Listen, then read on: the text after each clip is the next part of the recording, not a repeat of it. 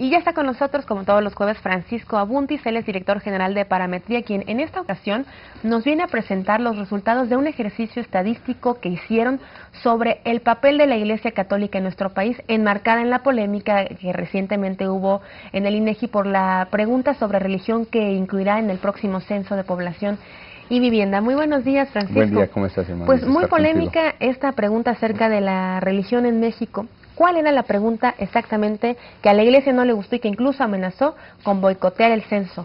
La pregunta es convencional, Irma, es simplemente le pide al entrevistado que defina su religiosidad y a diferencia de años anteriores donde simplemente es la opción más común, la que compartimos, dicen las mediciones 80% de los mexicanos, algunas otras serían hasta 85%, como católico, ¿no? Como católico romano, católico apostólico, pero en este caso es católico romano, el censo ahora ofrece 12 categorías, digamos que son de la misma denominación de católico.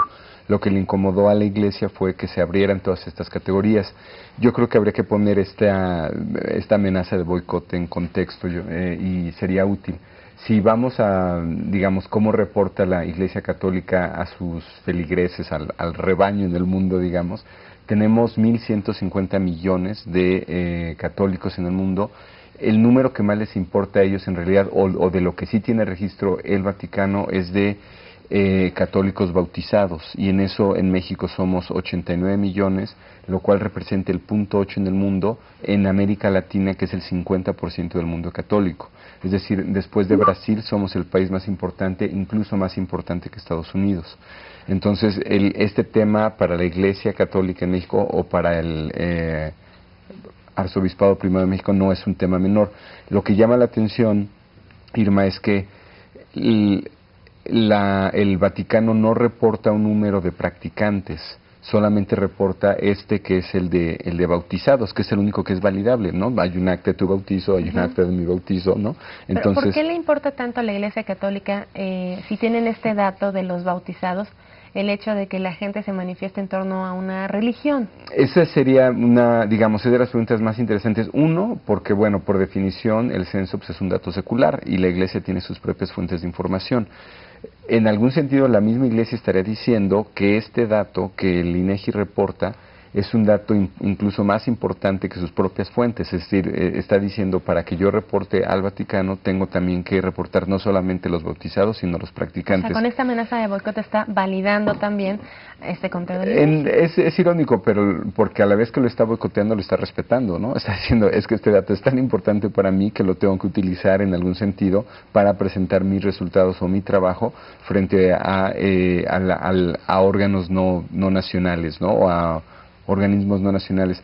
Aquí yo creo que se presta para otra reflexión, Irma, que es el tercer cuestionamiento que tiene el Censo Nacional. Primero lo tuvo por su tamaño de cuestionario y porque iban a reducir digamos, la aplicación del cuestionario se hace en dos versiones, una corta, una larga, una sobre un muestreo y otra es censal, es decir, es para todos.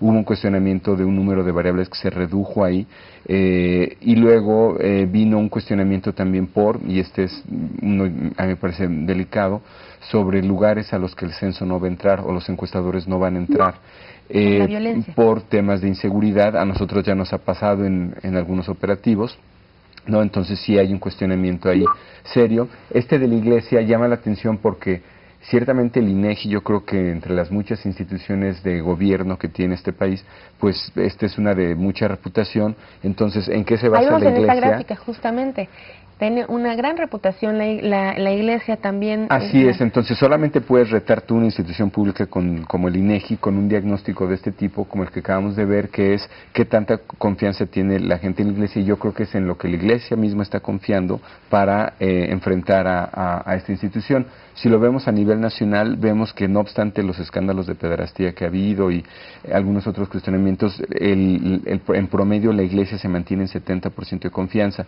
Donde ha habido un poco más de cuestionamiento de la Iglesia es en los sacerdotes y en particular y en específico en la Ciudad de México, donde, como se vio en la gráfica, hay mucha más varianza del nivel de confianza que se les tiene. reflexiones, yo creo, digamos, para lo que implica este instrumento, que es, Irma, el más importante que tenemos para conocer al país, es, por primera vez lo ponemos en tela de juicio, no es la primera vez, es el tercer cuestionamiento que hay. Quien lo hace en esta ocasión lo hace de una manera frontal, lo cual también sorprende un poquito, y yo creo que eso asume una precondición de que la Iglesia sabe de sus niveles de confianza o de buena imagen que tiene, no obstante los escándalos que ha habido.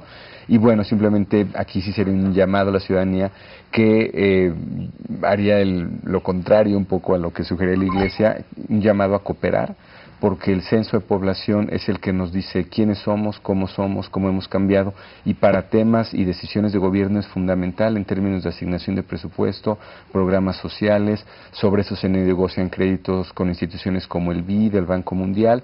Entonces, más bien yo haría lo contrario que hizo la Iglesia, es un llamado al público a que por favor cooperen, porque es fundamental este ejercicio, es el más poderoso que tenemos, es el más importante. Cada década. Muchas gracias, Francisco.